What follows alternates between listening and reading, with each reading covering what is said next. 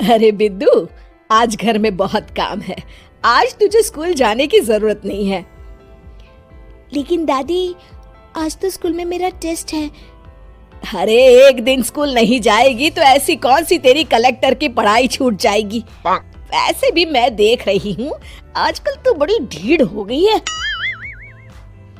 अपनी दादी की बातें सुनकर बिंदु नाराज हो जाती है।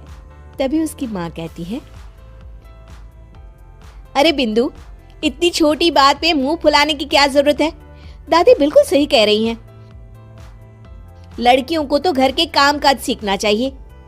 अरे बहू, रमेश के लाड़ प्यार ने इसे बिगाड़ रखा है। कम से कम तू तो मेरी बात समझती है। अच्छा, मेरी पूजा का समय हो गया है, मैं पूजा करने जा रही हूँ। इतना कहकर रमेश की माँ वहां से चली जाती है। इस तरह बिंदु की दादी और माँ दोनों अक्सर उसे घर के कामों में ही उलझा कर रखते थे। कुछ दिनों के बाद राजू और बिंदु के 10वीं के रिजल्ट्स आते हैं। दोनों बच्चे दादी को अपना अपना रिपोर्ट कार्ड दिखाते हैं। शाबाश मेरे लाल, तू तो बड़े अच्छे नंबरों से पास हुआ है। तभी बिंदु कहती है, दादी, मैं भी अच्छे नंबरों से पास हुई हूँ। रमेश की माँ बिंदु को अनदेखा करते हुए कहती है, हाँ हाँ ठीक है, अभी यहाँ खड़ी क्या कर रही है, सुन लिया मैंने। जाकर मेरे लिए चाय बना कर लिया। बिंदु उदास होकर चाय बनाने किचन में चली जाती है। तभी राजू कहता है, दादी, मैं क्रिकेट के कोचिंग सेंटर में एडमिशन लेना चाहता हूँ। अरे वाह राजू बेटा, ये तो तूने बड़ी अच्छी बात कही। तू कल ही अपना एडमिशन करा ले, जितनी भी फीस होगी मैं दे दूंगी। अरे एक दिन मेरा पोता विराट कोहली बनेगा।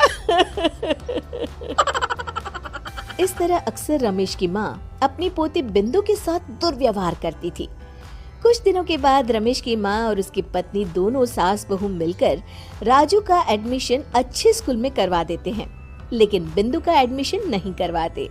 इस बात से नाराज होकर बिंदु अपनी दादी से कहती है, लेकिन दादी, मुझे भी आगे की पढ़ाई करनी है। अरे क्या करेगी आगे की पढ़ाई लिखाई करके हैं? आज से ये पढ़ाई का भूत अपने दिमाग से उतार दे।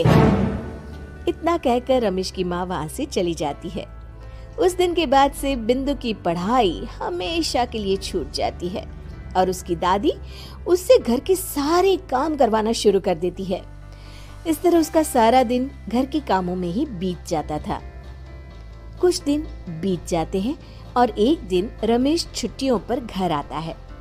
बिंदु को घर के काम करते हुए देख उससे कहता है, अरे बिंदु बेटा, तुम स्कूल नहीं गई? पिताजी, दादी ने मेरा एडमिशन कराने से मना कर दिया है। वे कहती हैं घर पे रहकर घर के काम करना सीख। अपनी माँ का ये बर्ताव देख रमेश को बहुत गुस्सा आता है और वो अपनी माँ से कहता है, माँ, ये तुमने क्या किया? आगे की पढ़ाई के लिए स्कूल में बिंदु का एडमिशन क्यों नहीं करवाया?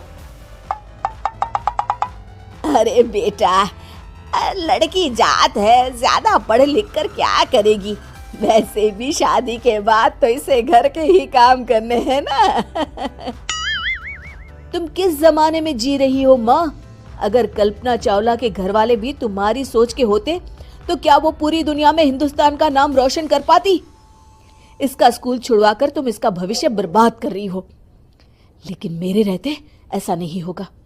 बिंदु बेटा, कल ही तुम्हारा एक अच्छे स्कूल में एडमिशन करा दूंगा। तुम जितना चाहे उतना पढ़ो।